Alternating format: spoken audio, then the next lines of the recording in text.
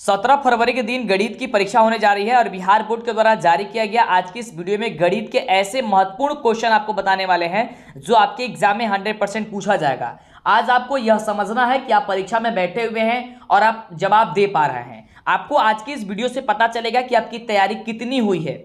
ठीक है, जिस प्रकार से यहाँ पे क्वेश्चन आपको देखने को मिलेगा, सीधे आपके एग्जाम में देखने को क्वेश्चन मिलेगा। यहाँ पे आपको प्रश्न पत्र कोड मिलेगा, यहाँ पे आपको विषय कोड मिलेगा, यहाँ पे आपको प्रश्न पत्र क्रमांक देखने को मिलेगा।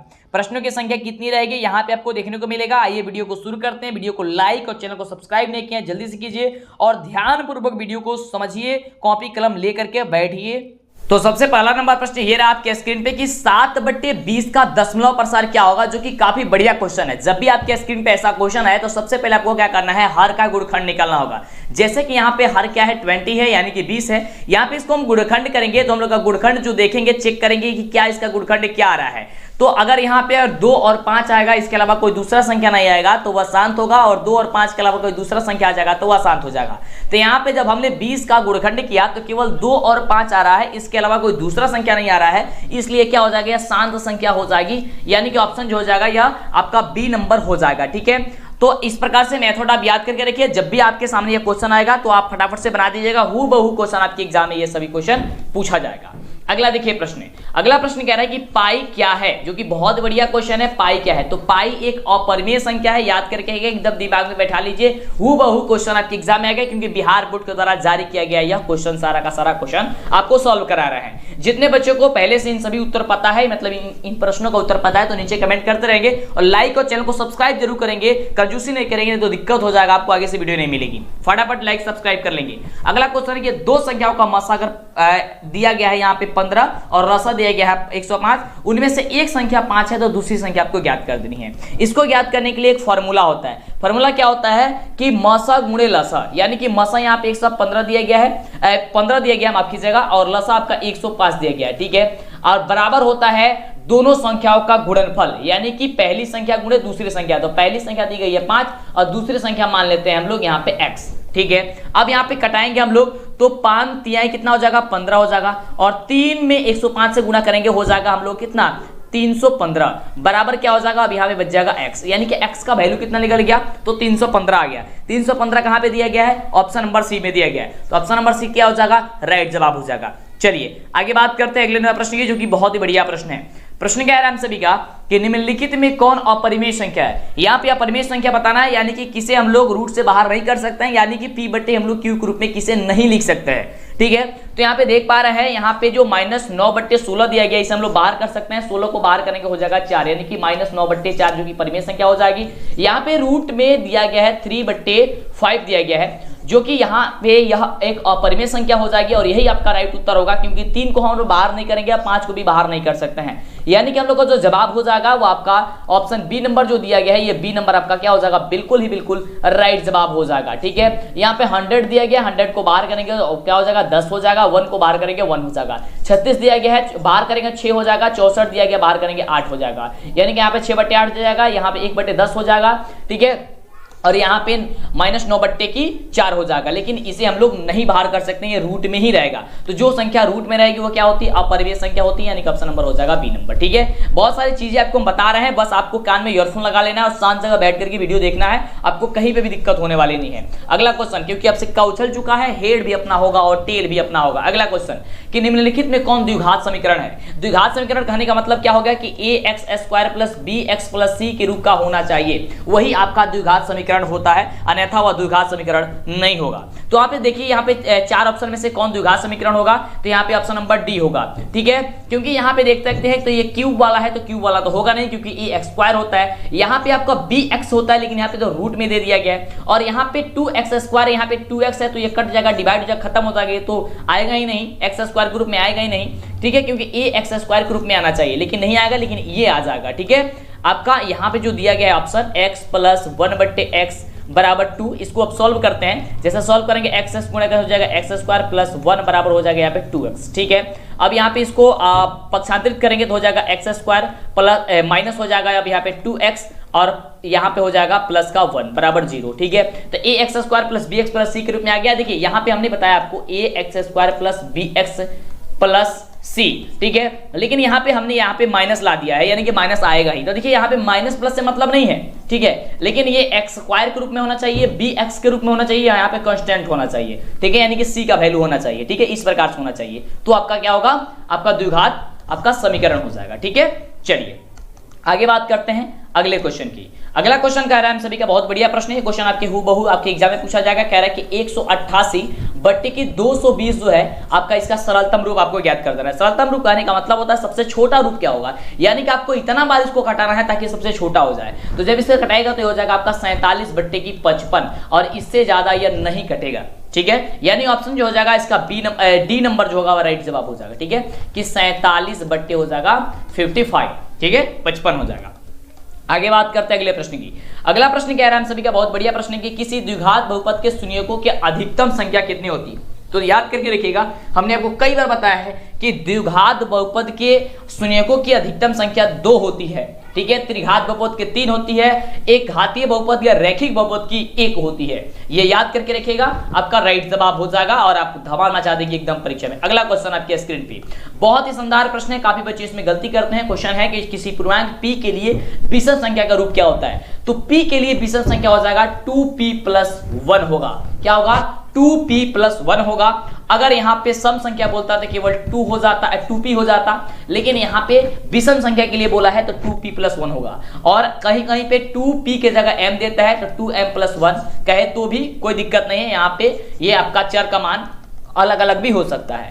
अगला देखिए, अगला क्वेश्चन बहुत ही बढ़िया क्वेश्चन है। अभी तक कितने बच्चे लाइक नहीं किए, फटाफट यार लाइक करो, कंजूसी क्यों करते हो, फटाफट से लाइक करो बिल्कुल, और चैनल को सब्सक्राइब कर लो ताकि वीडियो मिला करे। प्लीज चैनल को सब्सक्राइब किया, काफी कम समय बचा हुआ है, आपका एग्जाम का रूटीन वगैरह सब कुछ आगे आपको बताइए। चलिए अगला क्वेश्चन, किसी O केंद्र वाले वृत्त के बाह्य बिंदु P से वृत्त पर 2 स्पर्श रेखाएं PR और PS खींची गई है। यदि PR 8 सेंटीमीटर दिए गए तो PS का वैल्यू ज्ञात करना है। कहने का मतलब क्या है, आपको चित्र के माध्यम से इसको यहाँ पे हम समझा देते हैं। कहने का मतलब यह है कि आपका एक वृत्त हो गया, कह रहा है यहां से आपकी 2 जो है स्पर्श रेखाएं खींची गई है, ठीक है, जिसका नाम क्या क्या है ध्यान से देखेंगे। यहाँ पे आपका एक O केंद्र वाला है, ठीक है, यहाँ पे केंद्र आपका O है, और कह रहा है कि PR और PS, यहाँ पे आपका P है, यहाँ पे PR हो जाएगा, PS हो जाएगा। कह रहा है कि PR जो है ये आपका 8 है, ठीक है, तो PS कितनी है। तो जब ये स्पर्श रेखा खींची गई तो जो PR की लंबाई जितनी होगी उतनी ही तो PS की लंबाई होगी, यानी कि अगर ये 8 है तो ये भी आपका 8 हो जाएगा। तो ऑप्शन आपका यहाँ पे दिया गया है, ऑप्शन आपका दिया गया ऑप्शन नंबर ए में ही, तो ऑप्शन नंबर ए क्या हो जाएगा, बिल्कुल राइट जवाब हो जाएगा, ठीक है। चलिए आगे बात करते हैं, समझ में आ रहा है ना, मजा आ रहा है ना, बिल्कुल मजा आना चाहिए। अगला क्वेश्चन कह रहा है कि यदि अल्फा बीटा और गामा त्रिघात बहुपद ax³ + bx² + cx + d के शून्यक हो तो अल्फा बीटा, ठीक है, प्लस बीटा गामा, ठीक है, प्लस गामा अल्फा का वैल्यू क्या होता है, तो ये वैल्यू होता है -d/a। दो के शून्यकों का गुणनफल क्या होता है, -d/a। तो -d/a कहाँ पे दिया गया, ऑप्शन नंबर बी में दिया गया, ऑप्शन नंबर बी आपका बिल्कुल राइट जवाब हो जाएगा। अगला क्वेश्चन, जितने भी बच्चों को पहले से उत्तर पता है नीचे कमेंट करते रहेंगे। अगला क्वेश्चन, प्रश्न कह रहा है कि 2 रैखिक समीकरणों के आलेख समानांतर रेखाएं हो तब रैखिक समीकरणों का युग्म क्या होता है। तो युग्म होता है अनगिनत हल होता है। क्या होता है, अनगिनत हल होता है। ये आपका राइट जवाब हो जाएगा ऑप्शन नंबर सी। ओके, चलिए आगे बात करते हैं अगले नवा प्रश्न की। अगला नवा प्रश्न हम सभी का क्या कह रहा है, बहुत ही शानदार प्रश्न है। प्रश्न कह रहा है कि बहुपद 2x³ - 5x² - 14x यानी कि 14x + 8 के शून्यकों का योग क्या होगा। यानी कि यहाँ पे त्रिघात बहुपद है ये, और त्रिघात बहुपद में पूछ रहा है कि alpha plus beta plus gamma का वैल्यू पूछ रहा है। तो alpha plus beta plus gamma बराबर होता है -b/a। तो -b, तो -b का वैल्यू कितना, -5 लगा देते हैं, -5/a। का वैल्यू कितना है 2, यहाँ पे कर देंगे हम लोग 2, ठीक है, 2 माइनस क्या हो जाएगा, प्लस क्या हो जाएगा 5 और 2 यानी कि 5/2। ये कटेगा नहीं, 5/2 कहाँ पे दिया गया, ऑप्शन नंबर डी में दिया गया है। ऑप्शन नंबर डी क्या हो जाएगा, राइट जवाब हो जाएगा। समझ में आ रहा है ना। चलिए आगे बात करते हैं अगले प्रश्न की। चलिए अगला प्रश्न कह रहा है कि समीकरण 9x² - 1 = 0 की मूलों की प्रकृति क्या होगी। तो जब भी प्रकृति ज्ञात करना होगा तो सबसे पहले आपको d का वैल्यू ज्ञात करना होगा। d बराबर होता है b² - 4ac, ठीक है। तो b का वैल्यू यहाँ पे तो कुछ दिया ही नहीं है क्योंकि 0 है, तो 0 का स्क्वायर कर देंगे, यहाँ पे क्या हो जाएगा 0 का स्क्वायर -4 गुणे a का वैल्यू कितना है 9 × c का वैल्यू कितना है यहाँ पे -1, ठीक है। अब चलिए जीरो का स्क्वायर करेंगे जीरो ही होगा। 9 चौका 36 और 36 में -1 से गुणा करेगा हो जाएगा प्लस का 36, ठीक है। यानी कि डी बराबर हो जाएगा क्या चीज 36। तो डी बराबर जब 36 हो गया तो कहने का मतलब ये होगा कि डी का वैल्यू बड़ा हो गया किससे, जीरो से। तो जब डी का वैल्यू जीरो से बड़ा हो जाएगा तो उसका वास्तविक और असमान मूल होता है, प्रकृति होता है, यानी कि ऑप्शन नंबर ए जो होगा यहाँ पे बिल्कुल राइट जवाब होगा। समझ में आ रहा है ना, बिल्कुल समझ में आना चाहिए और इसका राइट जवाब हो जाएगा ऑप्शन नंबर ए।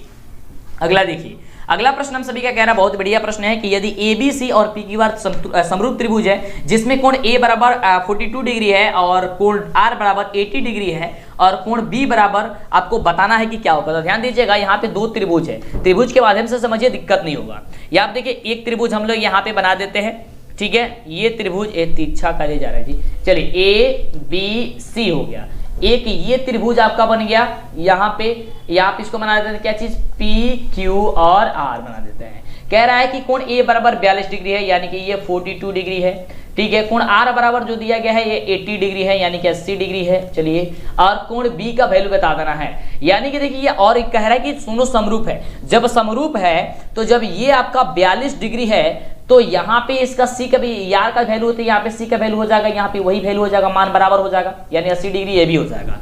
यानी कि 42 डिग्री हम लोग को पहले से दिया ही है और कोण सी यहाँ पे क्या हो जाएगा, यहाँ पे आपका 80 डिग्री हो जाएगा, क्योंकि समरूप है। समरूप है तो इसमें आर का वैल्यू आपके किसके बराबर हो जाएगा, यहाँ पे आपका सी के वैल्यू के बराबर हो जाएगा और यहाँ ए का वैल्यू किसके बराबर हो जाएगा, पी के बराबर हो जाएगा। तो यहाँ पे जब हम लोग को दो पता चल गया तो तीसरा ज्ञात कर लेना है, तो आसानी से ज्ञात हो जाएगा, क्योंकि तीनों त्रिभुज के तीनों कोणों के तीनों अंतः कोणों का योगफल कितना होता है, 180 डिग्री होता है। तो जब 180 डिग्री होता है तो 42 प्लस 80 प्लस कोण बी बराबर कितना हो जाएगा, 180 डिग्री।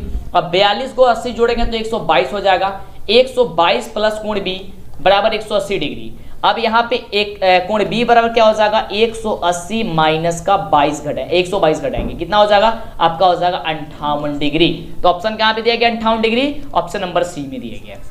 समझ में आ रहा है, क्या पे दिया गया, ऑप्शन नंबर सी में दिया गया है। ओके, चलिए आगे बात करते हैं अगले प्रश्न की। काफी आसान क्वेश्चन है, बहुत ही लाजवाब शानदार क्वेश्चन है। अगला क्वेश्चन कि एक्स स्क्वायर माइनस का 5 की शून्य क्या होगा। तो शून्य ज्ञात करने के लिए हम लोग बराबर 0 कर लेते हैं। एक्स स्क्वायर को हम लोग पक्षांतरित करने के हो जाएगा 5 हो जाएगा, पक्षांतरित करके प्लस में 5 हो जाएगा, क्योंकि माइनस में 5 दिया गया है। चलिए उसके बाद से यहाँ पे एक्स स्क्वायर है तो एक्स का वैल्यू निकाल करने की क्या होगा, रूट में चला जाएगा, रूट 5 हो जाएगा। और हम सभी जानते हैं कि रूट जो 5 होता है, यानी कि रूट में जो भी संख्या चली जाती है उसमें क्या होती है कि प्लस और माइनस दोनों में संख्या आती है। यानी कि एक आपका एक्स का वैल्यू हो जाएगा रूट 5, यानी कि प्लस रूट 5, और एक हो जाएगा माइनस रूट 5। ऑप्शन क्या हो जाएगा आपका, ऑप्शन हो जाएगा ऑप्शन नंबर सी, ठीक है। कि यहाँ पे दिया गया है, क्या चीज दिया गया, देखिए कंफ्यूज करने के लिए आपको एक में से रूट हटा दिया गया, ठीक है। ऑप्शन क्या होगा, रूट वाला होगा, प्लस रूट 5 और माइनस रूट 5। अगले प्रश्न की बात करते हैं। जितने बच्चे अभी तक लाइक नहीं किए फटाफट से करेंगे बाबू, प्लीज करेंगे, जल्दी से कर लेंगे, चैनल को सब्सक्राइब कर लेंगे। नीचे डिस्क्रिप्शन में आपको मेरे वेबसाइट का लिंक है, वहां पे आपको ऑनलाइन टेस्ट वगैरह, ये ऐप, आपको ये मॉडल पेपर वगैरह, क्वेश्चन वगैरह सब कुछ मिल जाएगा, ठीक है।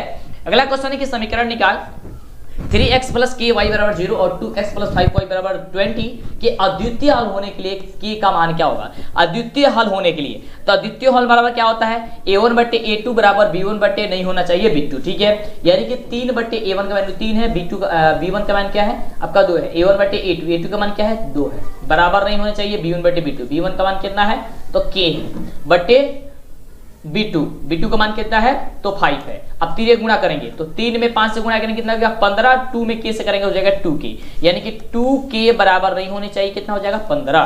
अब k बराबर नहीं होना का क्या चीज, 15 बट्टे की 2 क्या होता है, 15 बट्टे 2 कटेगा नहीं तो 15 बट्टे 2 ही आंसर आ जाएगा, यानी कि k बराबर नहीं होगा 15 बट्टे 2, ये आपका हो जाएगा आंसर। ऑप्शन नंबर क्या हो जाएगा, ए नंबर बिल्कुल राइट जवाब। अगले प्रश्न की बात करते हैं।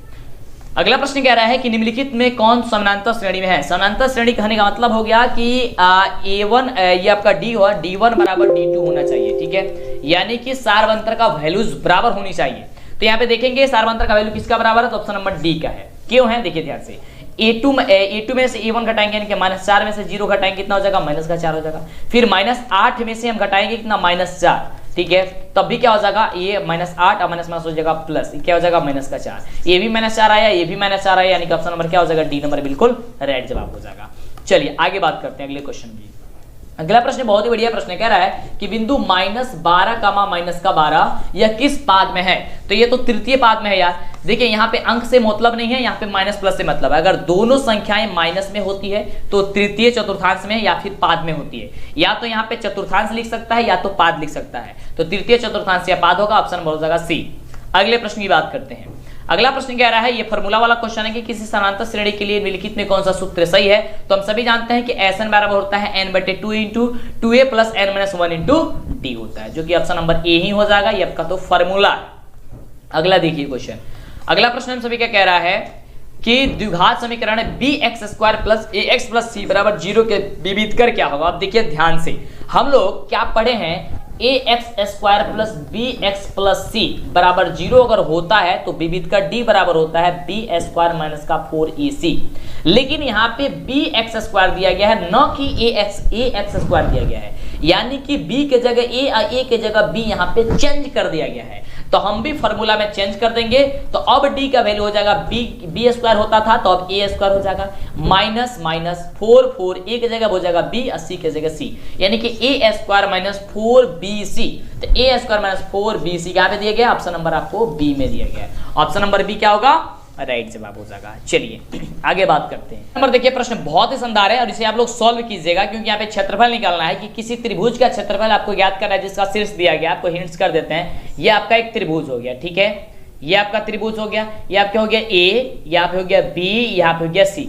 ए का वैल्यू दिया गया है -4 कमा यहाँ पे 0, बी का वैल्यू दिया गया है 0,3 और यहाँ पे सी का वैल्यू दिया गया है 0,0। यहाँ पे ज्ञात करना है त्रिभुज का क्षेत्रफल। इसका फॉर्मूला भी बता देते हैं। फॉर्मूला होता है 1/2 into x1 plus y2 minus y3 plus x2 y3 minus y1 plus x3 into y1 minus y2 होता है, ठीक है। ये फॉर्मूला होता है और यहाँ से आपको ज्ञात करना है। आपको बता देते हैं, ये आपका मान होता है x1 y1, ये हो जाएगा आपका x2 y2, ये आपका हो जाएगा x3 y3, ठीक है। बस इस फॉर्मूला से आप लोग सॉल्व कर दीजिए। आपका आंसर क्या निकल के आएगा, 6 आएगा, 6 आएगा, ठीक है। कितने बच्चों का 6 आएगा आप हमें बताइएगा। थोड़ा सा अपने से भी थोड़ा सा मेहनत कीजिए। ऑप्शन आपको बता देते हैं, ऑप्शन हो जाएगा ए नंबर, ठीक है, 6 आएगा। चलिए अगला क्वेश्चन। अगला कह रहा है कि सभी समबाहु त्रिभुज कैसे होते हैं। सभी समबाहु त्रिभुज समरूप होते हैं। ऑप्शन क्या होगा, बी नंबर आपका बिल्कुल राइट होगा कि सभी समबाहु त्रिभुज कैसे होते हैं, तो समरूप होते हैं। अगला प्रश्न कह रहा है, हम सभी का बढ़िया प्रश्न है। प्रश्न कह रहा है कि यदि बहुपद f इंटू एक्स बराबर x² माइनस 3x प्लस 5 के शून्य अगर a और b हो तो 4a प्लस b का वैल्यू ज्ञात करना। अब देखिए इसमें बच्चे काफी ज्यादा कंफ्यूज होते हैं, अरे यार ये कैसे बनेगा। कुछ नहीं, आपको टेंशन नहीं लेनी है। आप सभी जानते हैं कि अल्फा प्लस बीटा बराबर क्या होता है, -b/a होता है। तो वही चीज यहाँ पे शून्यक a और b हो गया है, यानी कि अल्फा प्लस बीटा के जगह a प्लस b हो गया है। तो a प्लस b बराबर क्या हो जाएगा, -b/a। तो -b यहाँ पे माइनस क्या हो जाएगा, -3/a। का वैल्यू कितना है, 1, ठीक है। उतना हो जाएगा माइनस हो जाएगा प्लस 3/1, यानी कि हो जाएगा यहाँ पे 3, यानी कि a प्लस b का वैल्यू निकल गया 3। तो यहाँ पे ज्ञात क्या चीज करना है कि 4 इंटू a प्लस b, ठीक है। तो 4 तो 4 और a प्लस b का में निकल गया 3, यानी कि 4 3 12। कितना हो गया आंसर, 12 निकल के कहाँ पे, ऑप्शन नंबर बी में है। हो जाएगा आपका राइट जवाब बिल्कुल। तो इस प्रकार से किसी भी क्वेश्चन को सॉल्व कीजिएगा, सोचिएगा समझिएगा, तब भी आपसे बनेगा। अगला नंबर प्रश्न कह रहा है कि समानांतर श्रेणी 5, 8, 11, 14 यानी कि 14 डॉट डॉट के 24 पदों के योग बताना है। योग बताने की SN बताना है। तो SN बराबर फॉर्मूला क्या होता है, SN बराबर होता है n/2 into 2a plus n-1 into D होता है, ठीक है। चलिए तो यहाँ पे n/2, n का वैल्यू कितना दिया गया है, 24। तो हो जाएगा 24/2 इंटू 2a, 2 के जगह 2, a के जगह कितना दिया गया है, यहाँ पे 5 दिया गया, हो जाएगा 5, ठीक है। उसके बाद से प्लस n-1, n का माइनस 24 है, 24 में से 1 हो जाएगा इंटू डी। डी का वैल्यू क्या हो जाएगा, 8 में से 5 घटेगा तो कितना हो जाएगा, 3 हो जाएगा यहाँ पे 3। अब इसे सॉल्व कीजिए। इसे कटाएंगे 24 को 2 से तो हो जाएगा 12 इंटू 2 में 5 से गुणा करेंगे हो जाएगा 10 और 24 में घटाएंगे हो जाएगा 23 और 23 में 3 से गुणा करेंगे हो जाएगा आपका 69, ठीक है, यानी कि 69। और उसके बाद से क्या होगा, ध्यान दीजिएगा, 12 गुने अब क्या हो जाएगा 10 और यहाँ पे 69 कितना का 79 हो जाएगा, 79 हो जाएगा। अब 12 में हम 779 से गुणा करेंगे, हो जाएगा कितना 948। ठीक है, ऑप्शन क्या हो जाएगा, सी नंबर हो जाएगा। क्या आ जाएगा, सी नंबर आपका बिल्कुल राइट जवाब हो जाएगा। चलिए आगे बात करते हैं। तो इस प्रकार से आपको किसी भी क्वेश्चन को सॉल्व कर देना। ये देखिए चुटकी में बनेगा कैसे, बिंदु 5,5 की दूरी मूल बिंदु से क्या होगी। मूल बिंदु से ज्ञात करने के लिए क्या करना होगा, आपको एक रूट लगा देना होगा। ठीक है, दोनों का स्क्वायर करके जोड़ देना है। तो 5 का स्क्वायर हो जाएगा 25, फिर 5 का स्क्वायर हो जाएगा 25, दोनों का जोड़ेंगे हो जाएगा 50, 50 को बाहर कर देंगे हो जाएगा 5√2। ठीक है, 5√2 कहां पे दिया गया, ऑप्शन नंबर सी। रूट से बाहर कर देंगे, रूट से बाहर करेंगे तो क्या होगा 5√2 होगा। अगला देखिए क्वेश्चन, अगला प्रश्न कह रहा है कि यदि त्रिभुज एबीसी में AB बराबर 13 दिया गया है, BC बराबर 12 दिया गया है, AC बराबर 5 दिया गया है, तो कोण C का वैल्यू ज्ञात करना है। यानी कि ध्यान दीजिएगा, कोण ये ABC है, ये आपका ABC है, और यहाँ पे ABC में कह रहा है AB, यहाँ ACB। ठीक है, ABC हो गया। ठीक है, और यहाँ पे कोण C का वैल्यू ज्ञात करना है, इसका वैल्यू ज्ञात करना है। कह रहा है कि एक AB का वैल्यू यहाँ पे 13 है, और यहाँ पे BC का वैल्यू कितना है, तो 12 है। BC के वैल्यू 12 है, और AC का वैल्यू कितना है, तो आपका 5 है। ठीक है, तो आपको ये बता देना है कि बताइए कि कोण C का वैल्यू क्या होगा। तो यहां से हम लोग ध्यान से देखेंगे कि लंब स्क्वायर और आधार स्क्वायर करते हैं तो कर्ण स्क्वायर के बराबर क्या आता है या नहीं आता है। तो 5 का स्क्वायर करेंगे हो जाएगा 25, अब 12 का स्क्वायर करेंगे हो जाएगा 144। ठीक है, ये हो जाएगा 169। ठीक है, क्या हो जाएगा 169। उसके बाद से 13 का स्क्वायर करेंगे हो जाएगा 169।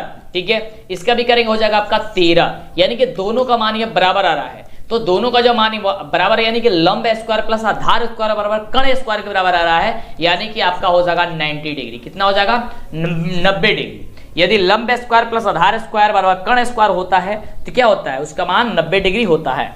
चलिए, पाइथागोरस के विलोम और पाइथागोरस के परिमेय दोनों पढ़े होंगे आप लोग। चलिए अगला क्वेश्चन है कि 6,10 की कोटि क्या होगी।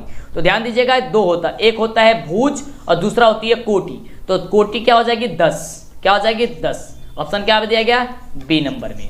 अगर आपका भुज कहता तो क्या हो जाएगा 6। अगला देखिए, अगला प्रश्न कह रहा है, यहाँ पे काफी बढ़िया क्वेश्चन है कि दो समरूप त्रिभुजों की संगत भुजाएं अगर 4:9 के अनुपात में हो तो उसके क्षेत्रफल का अनुपात क्या होगा। बस इसमें कुछ भी ज्यादा दिमाग लगाने की जरूरत नहीं है, दोनों का स्क्वायर कर देना है। 4 का स्क्वायर हो जाएगा 16 और 9 का स्क्वायर हो जाएगा 81, यानी कि 16:81 हो जाएगा। ऑप्शन नंबर हो जाएगा बी नंबर। ठीक है, क्या हो जाएगा, ऑप्शन नंबर हो जाएगा बी नंबर। अगले प्रश्न की बात करते हैं। अगला प्रश्न कह रहा है कि यदि ए बराबर दिया गया है 5,2 और बी बराबर 9,5 के बीच की दूरी आपको ज्ञात करना है। तो दूरी ज्ञात करने के लिए कुछ भी ज्यादा दिमाग लगाने की जरूरत नहीं है। इस दूसरे वाले में से दूसरे का जो पहला मान वैल्यूज दिया गया है, इसमें से इस पहले वाले का पहले मान घटा देना है।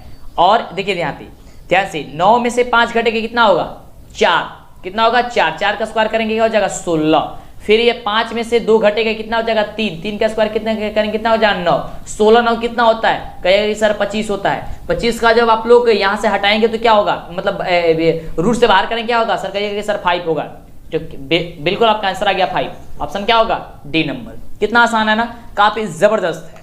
अगला देखिए क्वेश्चन, अगला प्रश्न कह रहा है कि यदि ए बी बराबर त्रिभुज एबीसी में डीई समानांतर अगर बीसी है और एडी बट्टा बीडी एडी बट्टे डीबी बराबर 3/4 है तो एसी का वैल्यू एसी का वैल्यू 15 है तो एई का वैल्यू ज्ञात कीजिए। इसे ध्यान दीजिएगा, थोड़ी सी समझने की जरूरत है इसमें। ठीक है, वैसे तो इसका आंसर आएगा 6.43। ठीक है, क्योंकि आपके यह एक्सरसाइज का क्वेश्चन है, शायद 6.1 या 6.3 का क्वेश्चन है ये। ठीक है, देखिए इसको ज्ञात करने के लिए यहाँ पे एक त्रिभुज बना लीजिए आप। ठीक है, ध्यान से समझिएगा, त्रिभुज समझ लीजिएगा तो आपको समझ में आ जाएगा। ये आपका ए बी सी हो गया। कह रहा है इसमें आपको एक समानांतर त्रिभुज, समानांतर है क्या चीज, आपको डी और ई है। ओके, कह रहा है कि एडी बट्टे 3/4 है, एडी बट्टे डी बी बराबर 3/4 यानी कि 3, ये हो गया 4, और ए सी यानी कि पूरा का मान ये जो दिया गया है, यह टोटल वैल्यू दिया गया 15, और ए ई ज्ञात करने इतना ज्ञात करना है। इसका मतलब ये हो गया कि अगर हम लोग ए सी में से अगर केवल आपका ये वाला वैल्यू घटा देते हैं तो हम लोग का ये वाला वैल्यू निकल जाएगा। बिल्कुल, तो हो जाएगा 3/4 बराबर यहाँ पे ए सी माइनस का, यहाँ देखिए यहाँ पे टोटल ए सी माइनस यहाँ पे हम लोग हो जाए क्या चीज सीई बट्टे क्या हो जाएगा हम लोग का, यहाँ पे टोटल वैल्यू जो है वो कितना दिया गया है, यहाँ पे टोटल वैल्यू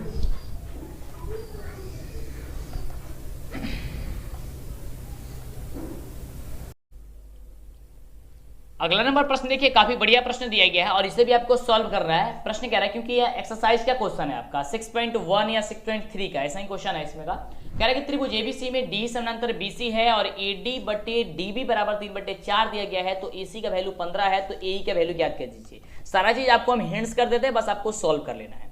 यहाँ पे हम आपको एक त्रिभुज बना देते हैं, तो यहाँ पे एक त्रिभुज ये बन गया, ये त्रिभुज आपका बन गया ए, ये बन गया बी और ये बन गया आपका सी।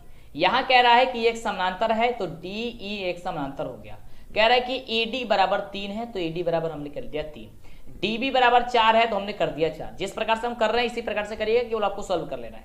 और टोटल का वैल्यू यहाँ पे दिया गया है 15, ठीक है, 15 सेंटीमीटर यहाँ पे दिया गया है, ये ए सी का वैल्यू दिया गया है, ठीक है। और ए ई यानी ऊपर वाला मान ये पूछ रहा है, यहां से यहां तक पूछ रहा है।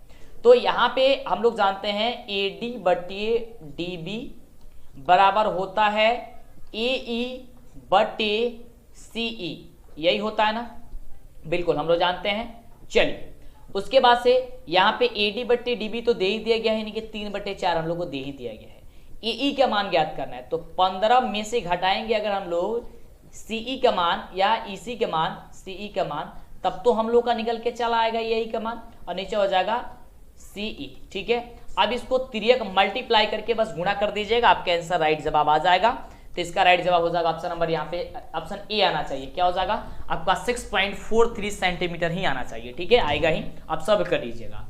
चलिए आगे बात करते हैं अगले क्वेश्चन की। आपको ये एक्सरसाइज का क्वेश्चन है, वैसे सारा चीज तो हेल्प कर ही दी है। अगला क्वेश्चन है कि समांतर श्रेणी 4, 9, 14, 19 डॉट डॉट का कौन सा पद 109वां है, यानी कि 109वां पद कौन सा है आपको बताना है। यानी कि a प्लस n माइनस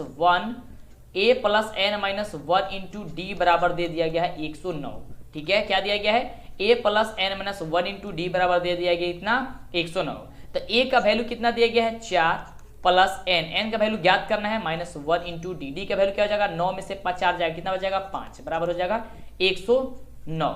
अब देखिए यहाँ पे जब इसको 4 को पक्षांतरित करेंगे तो कितना हो जाएगा, और इसको हम लोग गुणा कर लेंगे तो 5n माइनस हो जाएगा 5 बराबर हो जाएगा 109। आइए आपको क्या हो जाएगा, अब यहाँ पे आकर के ये जो है आपका घट जाएगा, यहाँ पे हो जाएगा 4, ठीक है। अब देखिए 5n माइनस 5 बराबर कितना हो जाएगा 105 हो जाएगा। अब 105 में फिर क्या होगा 5n बराबर हो जाएगा, ये अब माइनस में फिर जाएगा इधर, तो हो जाएगा आपका 110। 5n बराबर हो गया 110, तो 5n बराबर क्या हो जाएगा 110/5 यानी हो जाएगा 55, ठीक है। तो 22 माफ कीजिएगा 22 होगा, कितना का 22, ठीक है। तो 22 आपका क्या हो जाएगा ऑप्शन नंबर डी हो जाएगा, ठीक है। 110 में 5 से भाग देंगे तो 22 ना आएगा, तो 22वां पद आपका हो जाएगा, ठीक है। चलिए आगे बात करते हैं अगले नंबर प्रश्न की।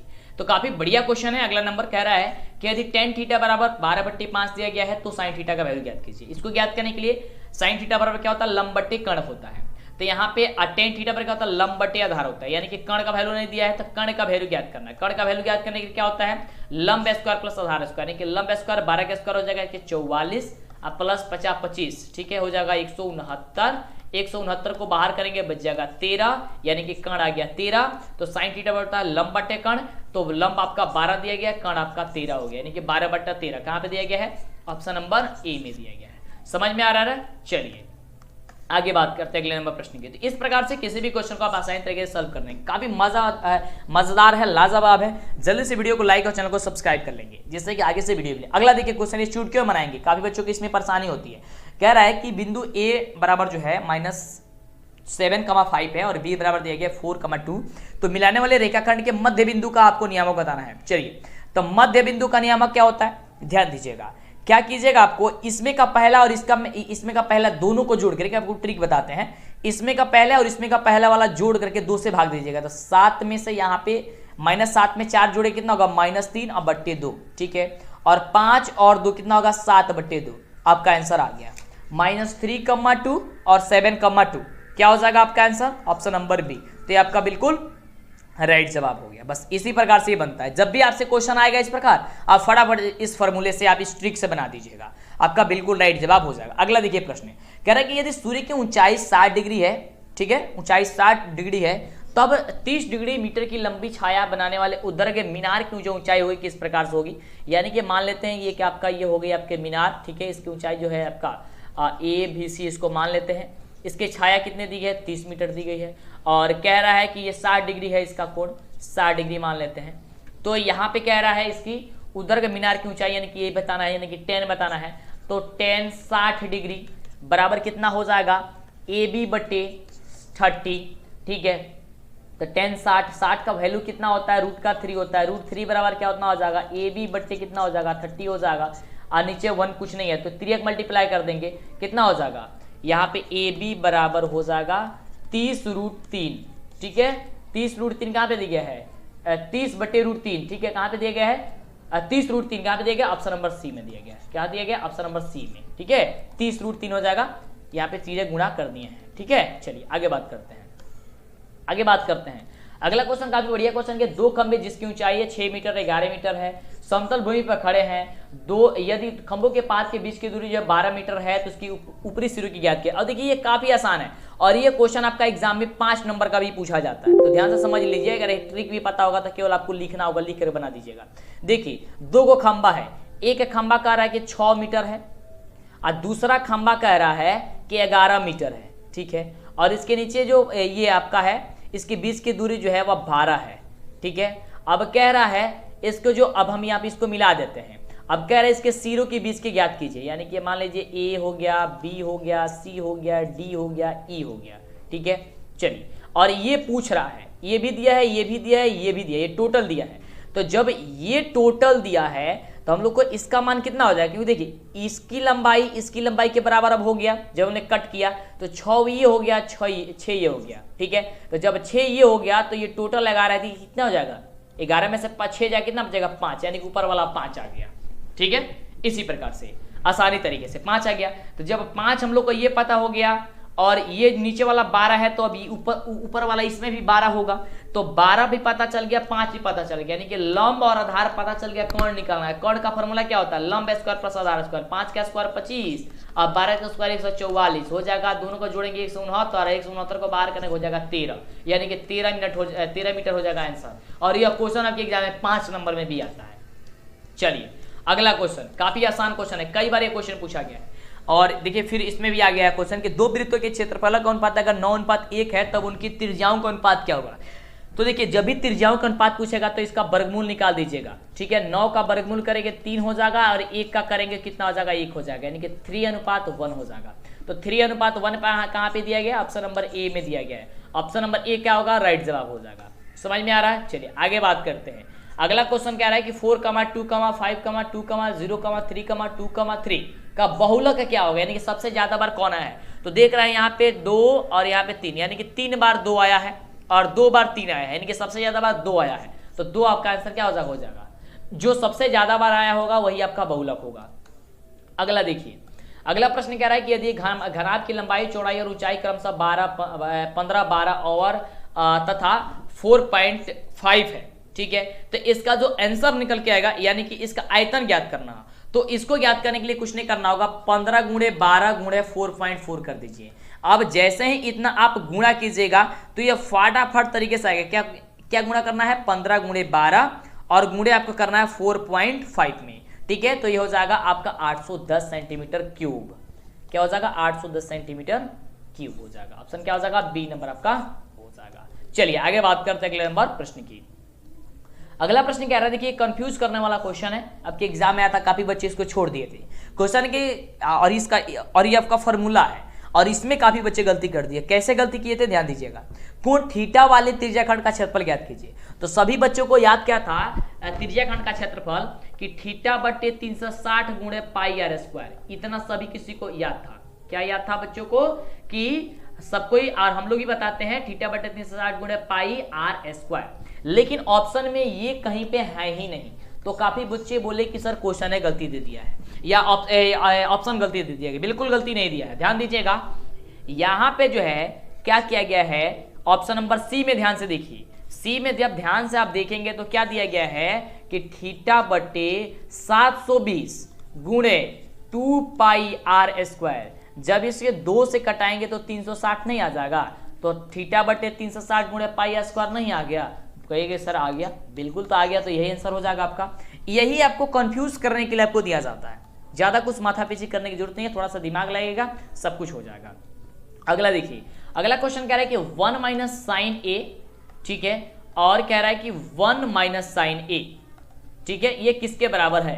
1 minus sine A into 1 minus sine A, ये गलत है बाबू। यहाँ पे 1 minus sine into 1 minus sine A न होकर के यहाँ पे 1 minus sine A into 1 plus sine A होना चाहिए, क्योंकि हम लोग जानते हैं A square minus B square का फॉर्मूला होता है A plus B into A minus B का। तो यहाँ पे अगर ऐसा अगर ऑप्शन रहता है दोनों माइनस में, तब तो यहाँ पे कोई भी ऑप्शन नहीं होगा हमारे अनुसार से, ठीक है, और होगा ही नहीं। और देखिए अगर ये रहता है, अगर यहाँ पे एक प्लस रहता है एक माइनस रहता है, तो हम लोग इस फॉर्मूले से बना देंगे, तो क्या हो जाएगा ए स्क्वायर, तो ए का स्क्वायर करेंगे 1 का स्क्वायर हो जाएगा 1, यहाँ पे प्लस होगा, ठीक है। चलिए उसके बाद साइन स्क्वायर हो गया, ठीक है, साइन स्क्वायर और 1 का स्क्वायर करेंगे 1 और साइन स्क्वायर तो साइन स्क्वायर हो ही गया। तो 1 माइनस साइन स्क्वायर किसके बराबर होता है? कॉस स्क्वायर के बराबर होता है, तो कॉस स्क्वायर क्या हो जाएगा? ऑप्शन नंबर बी होगा, ठीक है। यहाँ पे माइनस ना देकर के प्लस देना चाहिए। आगे बात करते हैं अगले नंबर क्वेश्चन की। अगला नंबर क्वेश्चन क्या कह रहा है? बहुत ही शानदार प्रश्न है और अभी तक जितने भी बच्चे वीडियो को लाइक, चैनल को सब्सक्राइब नहीं किए फटाफट करेंगे। अगला नंबर प्रश्न कह रहा है कि वर्ग अंतराल 110 और 130 का वर्ग चिन्ह क्या होगा? तो देखिए वर्ग चिन्ह ज्ञात करने के लिए दोनों को जोड़ करके 2 से भाग देना होता है, यानी कि 110 प्लस 130 बट्टे 2, तो हो जाएगा कितना जी? 240 बट्टे 2। 240 में घटाएंगे, जब भाग देंगे तो कितना हो जाएगा? 120।